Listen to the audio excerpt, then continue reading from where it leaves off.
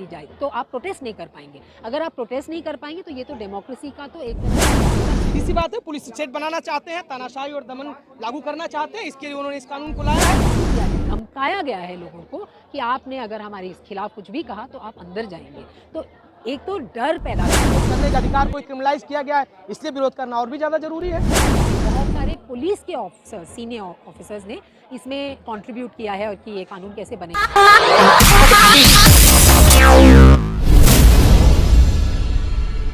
Code लागू हुए हैं, हमारी राष्ट्रपति से मांग है कि इस पे तत्काल रोक लगाई जाए, इसको लागू करने से रोका जाए।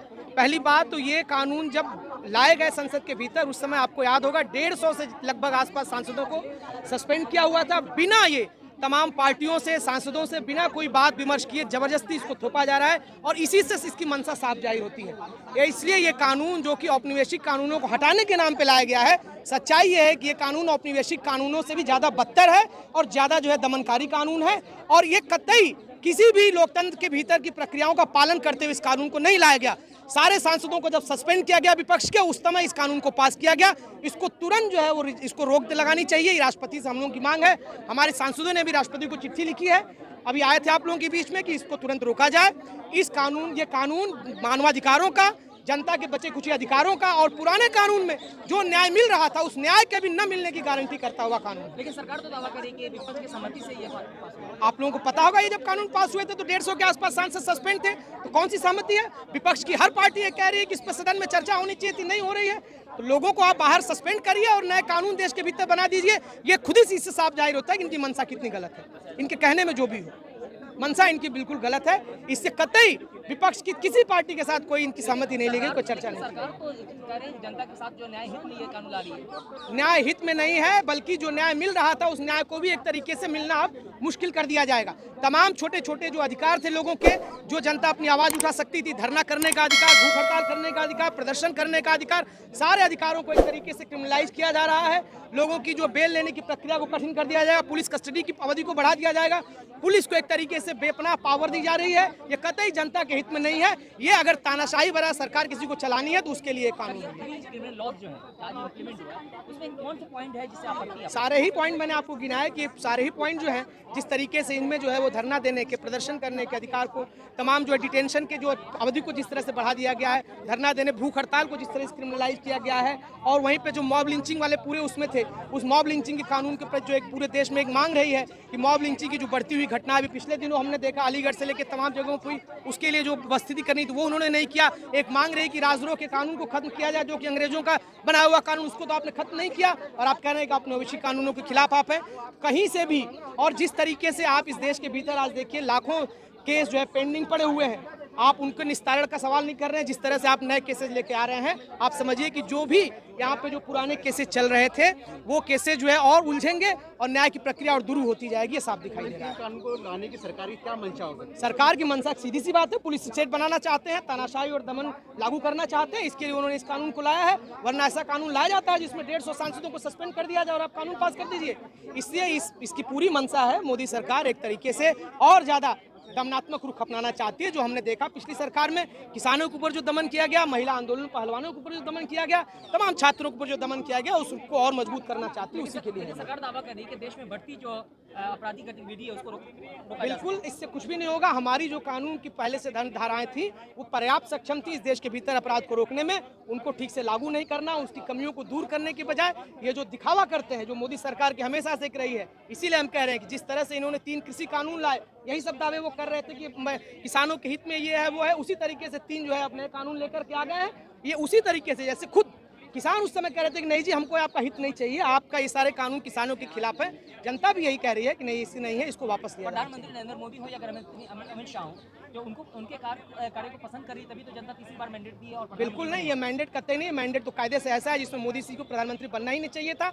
अगर उनके अंदर जरा भी मैंडेट के प्रति कोई सम्मान होता जनादेश का सम्मान करने की भावना होती तो मोदी जी तीसरी बार प्रधानमंत्री उनको कतई नहीं बनना चाहिए था।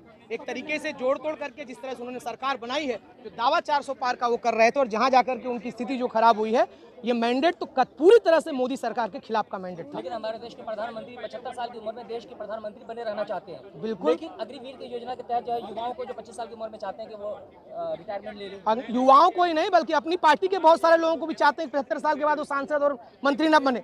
उन्होंने नहीं बनाया, लेकिन खुद के लिए भाजपा के बनाए हुए अपने ही बनाए हुए नियम को भी फॉलो नहीं करते और खुद जो है 75 साल की उम्र में प्रधानमंत्री बने रहना चाहते हैं। तो केवल युवाओं के साथ नहीं बल्कि अपनी पार्टी के नेताओं के साथ भी वो जो है वो दिखावा और धोखा करने की कोशिश करते हैं, ये हम सभी लोग जानते हैं। लेकिन इस बार लोगों ने इस चीज़ को समझा है और इसलिए जो है वो, अगर आप जनादेश को आप देखिएगा, ये जनादेश मोदी सरकार के खिलाफ जनादेश है। कानून तो पारित हो चुका, आप लोग विरोध करेंगे? विरोध बिल्कुल करेंगे, विरोध करने का अधिकार रहा है, विरोधों से ही जो है दुनिया चली है, विरोधों से ही बदलाव हुए हैं, तो विरोध तो हम करेंगे। विरोध करने का अधिकार को क्रिमिनलाइज किया गया है, इसलिए विरोध करना और भी ज़्यादा जरूरी है। लेकिन आप लोग विरोध से सरकार पे कुछ असर नहीं पड़ने वाला, कहते हैं बिल्कुल पड़ेगा। इनके कहने से क्या होता है, हमारे विरोध के चलते ही, किसानों के विरोध के चलते कृषि कानून वापस लेने पड़े और नौजवानों के विरोध के चलते आप देखिएगा अग्निवीर योजना को वापस इनको लेना पड़ेगा।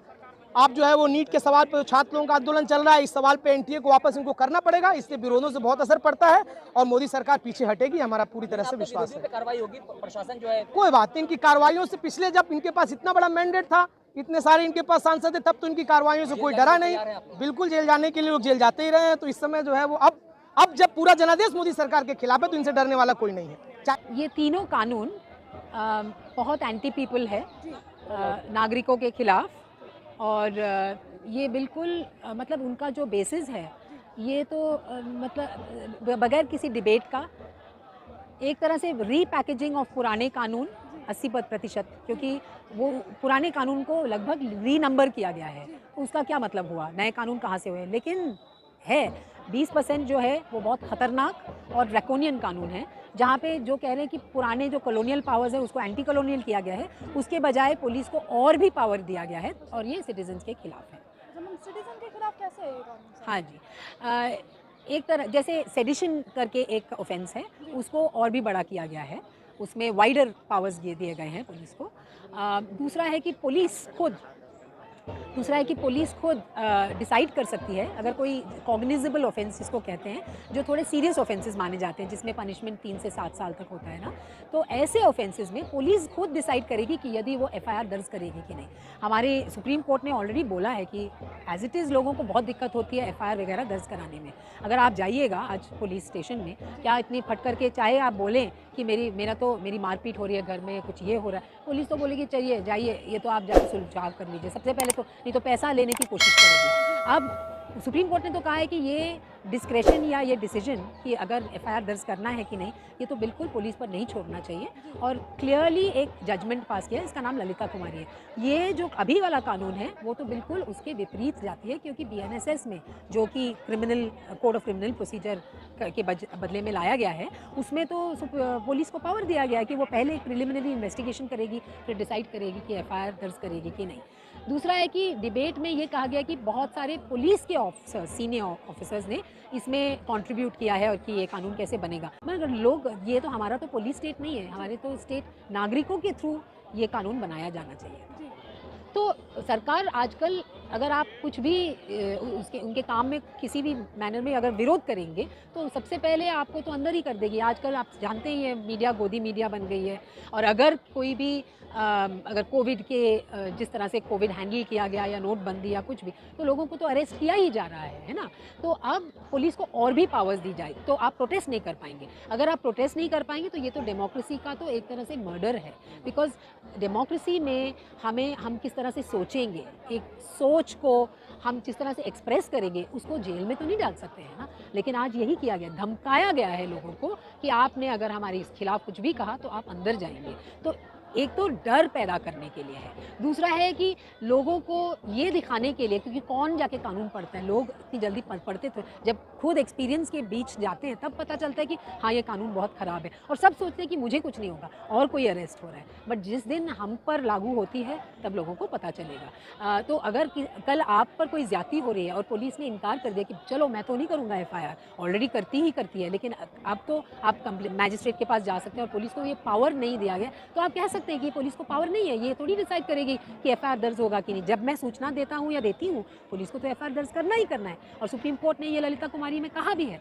बट अब आप जाएंगे तो पुलिस बोलेगी नहीं, मेरे पास अब मेरे कानून ने मेरे हाथ को स्ट्रेंथन किया, मैं डिसाइड करूँगा या करूँगी। एक तो ये है। दूसरा है, अगर पुलिस सोचेगी, अगर पुलिस ने आपके साथ कोई ज्यादती की और आपने उसका विरोध किया, पुलिस कहेगी कि आपने उनके काम में दखलंदाज किया है, आपने पब्लिक ऑफिशियल के काम में ऑब्स्ट्रक्शन आप लाए हैं, तो आपको अरेस्ट कर सकती है। तो ऐसे ऐसे अगर उनको आपको हैंडकफ कर सकती है। अगर आपके खिलाफ मल्टीपल ऑफेंसेस हैं, मतलब अगर एक से ज़्यादा चार्ज आपके ऊपर डाल दिया।